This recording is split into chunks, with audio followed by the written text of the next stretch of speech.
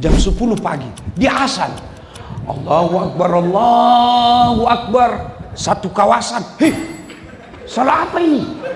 Subuh bukan, duhur bukan. Hei, gila ini Pak Ustadz di masjid. Berbondong-bondong orang datang marah-marah. Mau dia hentikan, sudah dikunci. Selesai sholat dia buka. Ustadz, kau gila ya? Kenapa bilang gila? Andai saja kau bukan Ustadz, sudah ku lapor kau di polisi.